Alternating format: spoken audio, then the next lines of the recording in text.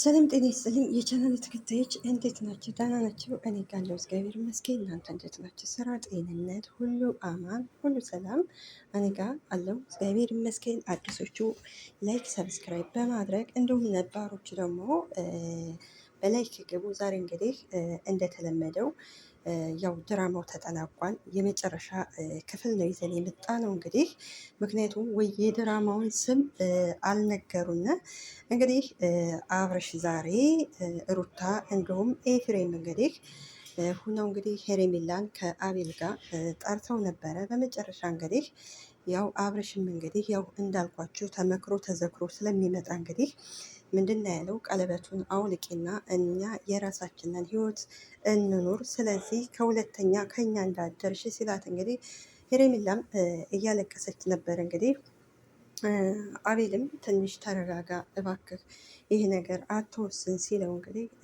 ሩታና ኤፍሬም ተው ቀለበቱን ያውልቀው፣ ስለዚህ አንተ ቀለበቱን ያደረክላት አስመሰልክ ሲሉት ነበር። እና ስለዚህ አብርሃም አሁን ላይ እያስመሰለ ነው በአጭሩ ማለት ነው። በአጭሩ አሟን ታሟን ምናምን እንላለን እንጂ አብርሃም አሁን ላይ ጤነኛ ነው። እውነቴን ነው የምላቸው። እኔ ያመመው ነበር የመሰለኝው። ስለዚህ ጤነኛ ነው።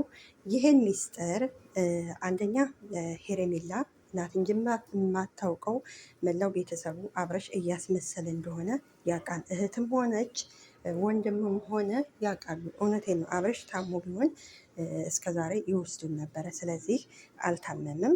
እና ምን ለማለት ፈልጌ ነው፣ ዋናው ሰው የቀለበት ስለተንጠለጠለ እኮ ምንም ትርጉም የለው። ዋናው ደግሞ ልብ ነው። እንግዲህ ልቧን ደግሞ አውጥታችሁ አትወስዱትም። ሌላው ደግሞ እንደዛ መሳቅ መሳለቅ አስፈላጊም አይደለም። ስለዚህ እናንተ ነገ ጧት ምሳሌ ሩታ በባሌም በቦሌም ብለሽ እንግዲህ ሲጀመር አብረሽ የፍቅር ነበረ፣ አንቺም ከፍቅር ነበር የቀማሽው። በዛ ሰዓት ፍቅር እያለቀሰች ማነው ፍቅር እንግዲህ ከፍቅር ጋር ተለያይቶ ነበረ። አብረሽ በከፋው ሰዓት እያለቀሰ ነው ነበረ። አንቺን ማፈቅረዋለሁ ብለሽ ነበር የወሰድሽው። ስለዚህ ሄሬሜላ ብትወስደው ምንም የሚደንቅ ነገር የለም። እና ምን ለማለት ፈልጌ ነው፣ ለጊዜው አብሮሽ ይኖራል። ያው አብሮሽ ይኖራል። እጁን መያዝ አያስፈልግም። ደግሞ እጁን ስለያሽው ምንም ትርጉም የለም። ምሳሌ አስገድዳችሁት የሚሆን አውቆ የሚሆን የምናውቀው የለም። እናንተና ፈጣሪ ነው የሚያውቀው። እና ስለዚህ ልቡን ምናልባት ልቡን ደግሞ ልትወስዱ አትችም። ሄሬሜላ ምርጥ ልጅ ናት። ያው ፈጣሪ ለእሷ ያዘጋጀላትን አዘጋጅቶላታል። እሷ አፍቃሪ ስለሆነች ቆንጅዬ ናት። ደግሞ በዛ ላይ ሰውን የምትረዳ ስለሆነ ልክ እንደሷው ምርጥዬ ቆንጅዬ የሚረዳት የሚያስብላት ታገኛለች። ከመጀመሪያውም ያው አንዳንድ ጊዜ ምን አለ መሰላችሁ፣ ፍቅር እውር ነው የሚባለው እውነት ነው። አይኗን አውሯት ነው አብርሃምን ያፈቀረችው። ምክንያቱም አብርሃም አርፎ አይቀመጥም። በአንድ ሴት አርፎ ስለማይቀመጥ የምናውቃቸው እንኳን ሴቶች ብዙ ናቸው። ስለዚህ የአብርሃም በቀጣይም ደግሞ ሌላም ሴት ጋር ሊመጣ ይችላል። ሌላው ምንድን ነው ደግሞ ለምን ምሳሌ አብርሃም እንግዲህ ራሱ ለምን አይወስንም? እናንተ እንደ ጅራት ተከትላችሁ እስከ መቼ ድረስ ነው አብራችሁ ተከትላችሁት? እስከ መቼ ድረስ ነው? ራሱ ከሆዶ ቀለበቱን ፈልገዋለሁ ቀለበቱን ስጪኝ ማለት ይችላል። እናንተ ሁል ጊዜ ተከትላችሁት እስከ መቼ ነው? አንቺስ ብትሆኚ እጁን አንቀሽ ይዘሽ ምን ነው ወፋረግሹ እንደ ይበራል። ምን ነው ከአብርሽ ውጭ ወንድ የለም ማለት ያው አየሻቸው ወንዶችን እንደ አብርሽ እንደማይሆኑልሽ ስላወቅሽ ነው። አብርሽን ከፈታሹ በኋላ እንደገና መልሰሽ ወጥመድ ውስጥ አስገብተሽ የወሰድሽው። ለማንኛውም ለጊዜው ችግር የለውም፣ ተደሰች። ያው ጊዜው ቢረዝም አንድ ቀን ደግሞ ወደ ራሱ ሲመለስ ራሱ ምናልባት ሄሬሜላ ወደ ሌላ ወንድ ማለት ካላገባች ሊያገኘት ይችላል። ካገባች ደግሞ አብርሃም እንግዲህ እድሜ ልኩን እየተቃጠለ ይኖራል። እውነት አውቆ እንዳሉት ቅመሞች አንዳንድ ቅመሞች ደስ የሚሉኝ ኮመታተሮች ስድቡ እንዳለ ሆኖ ግን አንዳንድ ጊዜ ግምታቸው ምን አለ መሰል ደስ ይላል ግምታቸው። አብርሃም እያስመሰለ ነው ብለዋል አይደለ?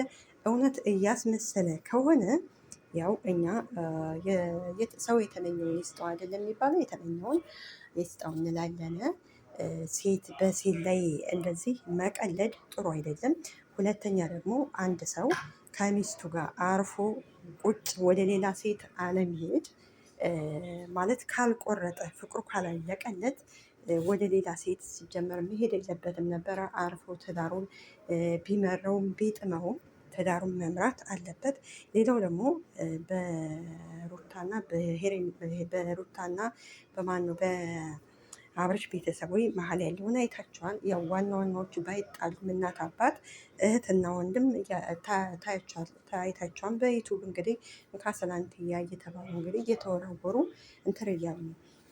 እና ምን ለማለት ፈልጌ ነው ከመጀመሪያው ሁለታችሁ መጣላት፣ አንቺም ሌላ ወንድ ጋር ሄደሽ መቀመጥ ማትችል ከሆነ አንተም ሌላ ሴት ጋር ሄደሽ መቀመጥ ማትችል ከሆነ ስለዚህ ሚስጥራችሁን የቤታችሁን ገበና ሶሻል ሚዲያ ላይ መታችሁ ከምትረጩ ትውልዱንም መጥፎ ነገር ከምታስተምሩት ለምን አርፋችሁ ትዳራችሁን አትመሩ? ትዳራቸውን አትመሩም። በቃ እናንተ ትመጣላችሁ። ከኔ በላይ ወንድ የለም፣ ከኔ በላይ ሴት የለም፣ እኔ እንደፈለኩ አሽከረክረዋለሁ ምናምን የምትሉ ማለት ነው። አንድ ቀን ደግሞ እናንተን የሚያሽከረክራችሁ ሊመጣ ይችላል። ስለዚህ ከመጀመሪያው ታረቂ ብትባይ መታረቅ ነበረብሽ። ሌላ ሰው ከሄደ በኋላ የሌላ ሰውን ልብ ከመስበሩ በፊት ጥንቃቄ ማድረግ ነበረብሽ። ሴት ነሽ። እንደገና ሴት ልትወልጂ ትችያለሽ፣ አይታወቅም። ስለዚህ እንደዛ ማድረግሽ ተገቢ አይደለም። ኦኬ። ሌላው አብርሽ ሄርሜላ ቀረችበት እንጂ አልቀረባትም። በቃ እውነታው ይሄ ነው። እውነቴን ነው። እንዲሁ አንዳንድ ጊዜ እንዳልኳቸው ፍቅር እውር ስለሆነ የት እንደሚጥላቸው አታውቁትም እንጂ ሄርሜላ ሲጀመርም ለአብርሽ የምትገባ ሴት አይደለችም። ምክንያቱም እሷ ምርጥዬ ቆንጅዬ ንጹህ ሴት ነች። በቃ አፍቃሪ፣ ከዛ ላይ ምርጥ ምርጥ ምርጥ በቃ ምን ልበላቸው አበባ ናት፣ ምርጥዬ ናት።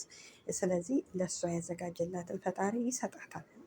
እንደ አጋጣሚ ነው አብርሃም ጋር የጣላ። ስለዚህ ሌላው ደግሞ ሩታና አብርሃም ያው አንድ ናቸው። ምክንያቱም ሁለቱም እንደምታውቁት ነው እና ያው መልካቸው አንድ ተመሳሳይ ስለሆነ ሩታ ለአብርሃም ነው የምትገባው። ሄርሜላ ደግሞ ለአብርሽ የምትገባውም ሴት አይደለችም፣ ቆንጅዬ ናት። እና ምን ለማለት ፈልጌ ነው፣ ሄርሜ አይዞሽ አታልቅሺ፣ አንቺ ምርጥዬ ነሽ። አንድን ሰው በፍቅር አትግፉት እንጂ ከቢገፋችሁ ምንም ችግር የለ፣ ጥሩ ቦታ ትደርሳላችሁ። ለዚህ ተጠያቂው ደግሞ አቤል ተብዬ ነው። አቤል ከመጀመሪያውም ጓደኛው አብርሽ ያውቀዋል አይደለም፣ ወላዋይ እንደሆነ አርፎ እንደማይቀመጥ ከአንድ ሴት አርፎ እንደማይቀመጥ እያወቀው ሄርሜላን ወደ አብርሽ ህይወት መጀመሪያውኑ ማንጣትም የለበትም ነበረ። ስለዚህ እስከዛሬም አብርሽ ይመጣል ይመለሳል እያለ ተስፋ መስጠት የለበትም። ጓደኛውን አውቋል። ጓደኛ የልብ ጓደኛዬ ነው ካላችሁ ምን አይነት እንደሚያስብ ምን እንደሚወድ ምን እንትር እንደሚል ያው ታውቃላችሁ አይደለም። ስለዚህ ለዚህ ሁሉ ደግሞ አንድና አንድ ተጠያቂው አቤል ተብዬ ነው። እንግዲህ አቤል ያው ከመጀመሪያውም ሄርሜላን ወደ አብርሽ ማንጣት የለበትም ነበረ እና ደግሞ እሱ እንደማይሆናት ቢነግራት መናገር ነበረበት። ያው እንዳያችሁ የአብርሽ ሴቶች ብዙ ሴቶች ስለሆነ አይረግ ስጀመር ወንድ ልጅ ከዛችም ሴት የሚል ከሆነ እንኳን ለትዳር ለአዳር አይሆንም። እና ሄርሜላን አይዞሽ። አንዳንድ ደግሞ አላቸው እዛኛው ሰፈር ደጋፊ ነኝ ሚዛናዊ ያልሆናችሁ ሴቶች አሁን ደግሞ ሁለተኛ ይደገም እያለች ነው።